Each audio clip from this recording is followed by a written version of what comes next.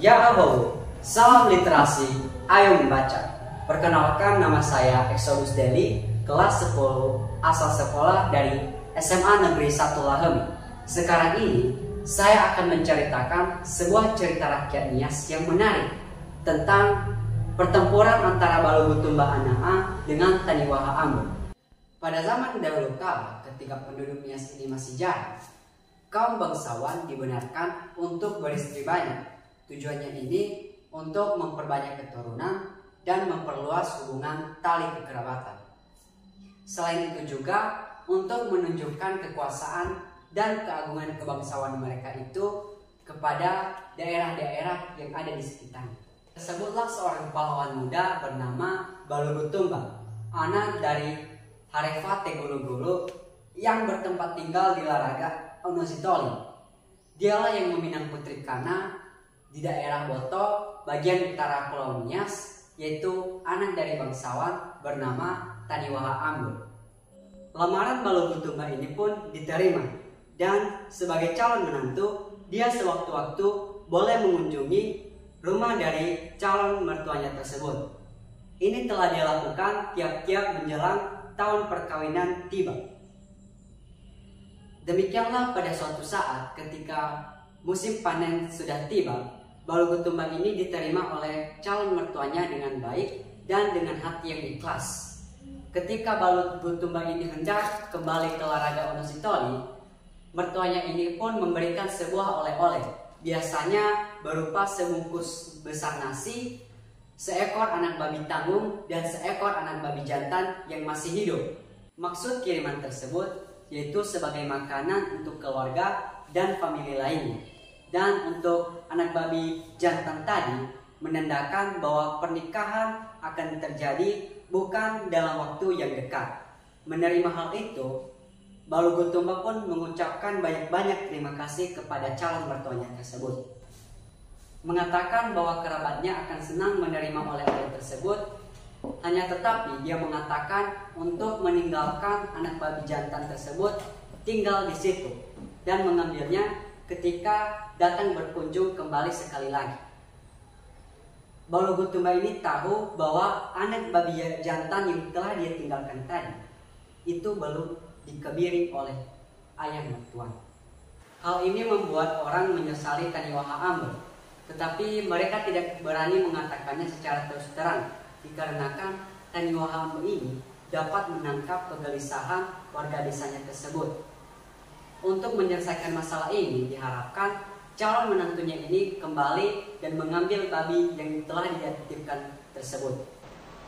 Setelah ditunggu dalam waktu yang lama, dia tidak kunjung datang, sehingga Taniwaha Ambo ini mengambil sebuah kesepakatan dan menyelesaikannya sendiri dengan cara mengambil babi tersebut dan mengurungnya ke dalam kandang yang kokoh.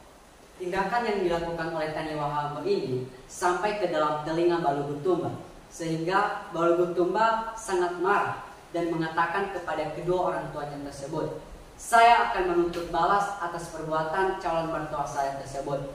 Namun, kedua orang tuanya tersebut mengatakan dan menasihati Balogutumba untuk tidak percaya atas berita tersebut dan pergi ke Boto untuk mencari tahu berita yang sebenarnya. Nah, setelah berpamitan kepada kedua orang tuanya, Balogutumba ini pun pergi menemui calon mertuanya. Kemarahan Balogutumba ini tidak dapat dibendungnya lagi ketika Taniwaha Ambo mengeluarkan sebuah keris untuk memperbarui sepunya. Mendengar hal tersebut, Balogutumba ini menawarkan jasanya untuk memperbarui sepung keris tersebut dan menajamkannya. Setelah pekerjaan menyepuh dan menajamkan keris selesai, Balogutumba ini mengatakan kepada calon mertuanya, "Bapak, keris-keris ini sudah siap kerjakan, tapi mari kita coba untuk membandingkan kekuatannya." Taniwaha Ambo ini pun terkejut melihat apa yang dikatakan oleh calon menantunya tersebut. Dijawab oleh Balogutumba, hal ini dapat dirahasiakan. Mendengar hal itu, Taniwaha Ambo pun menanyakan bagaimana cara melakukannya. Balogu pun menjelaskan, yaitu sebagai penghormatan kepada calon mertua, kerisnya diletakkan di bagian bawah dan keris Taniwaha Ambo menetap. Sebelum tatakan keris itu sampai secepat kilat, Balubut Tumba ini pun memutar kerisnya, sehingga mengakibatkan keris calon mertuanya ini patah menjadi dua dan kerisnya itu hanya sunding sedikit. Taniwha Ambo ini pun merasa sangat marah, sehingga ia berkata kepada Balubut Tumba, "Engkau pasti akan menyiarkan hal ini kepada kampung." Namun Balubut Tumba ini pun tidak menjawab perkataan dari Taniwha Ambo ini. Dia mengancam calon mertuanya itu ketika purnama tiba, dia akan membawa sejumlah pahlawan-pahlawan dan mengatakan kepada calon mertuanya untuk bersiap-siap menghadapi apa yang akan terjadi.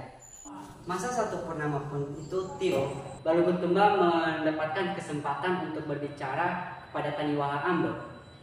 Dia memberikan sebuah usulan sehingga perang ini dapat dihindarkan dengan cara mengadu ketangkasan antara prajuritnya dengan prajurit Taniwha Ambo dengan cara melompati kayu besar tersebut. Siapa saja yang bisa melompati kayu besar tersebut akan diberikan hadiah, yaitu berupa raid atau ikat kepala yang terbuat dari emas. Tapi Taniwha Ambo ini menyetujui apa yang telah dikatakan oleh Balubut Tumba, sehingga ia menyuruh prajuritnya untuk melompati kayu besar tersebut. Akan tetapi ketika prajuritnya ini telah melompati kayu tersebut, ia tidak mendapati bahwa prajuritnya ini tidak kembali lagi, sehingga timbul rasa kecurigaan. Putri Kana yang merupakan anak dari Taniwha Ambo ini tidak lari. Dia pergi menemui Balubut Tumba dan mengatakan lebih baik mati bersama rakyatnya. Mendengar perkataan yang haru itu, Balubut Tumba ini mengajak Putri Kana menemui kedua orang tuanya. Balubut Tumba menginformasikan berita kabar baik ini kepada kedua orang tuanya. Orang tuanya pun merasa ikut senang dan menyetujui pernikahan anaknya dan Putri Kana sebagai istri kedua. Kampung yang menjadi tempat bertemunya peperangan itu disebut dengan Kampung Sawo, yang berarti lompati, dikarenakan kayu yang harus dilompati sewaktu-waktu berperang. Seru bukan? Untuk itu, mari kita gemar membaca, dikarenakan buku adalah jendela dunia. Ketika kita membaca buku, kita akan mengetahui berbagai hal di dunia walaupun belum kita ketahui sebelumnya. Oleh karena itu, saya ajak teman-teman semua untuk gemar membaca. Jangan nonton HP terus. Sekian dari saya, terima kasih.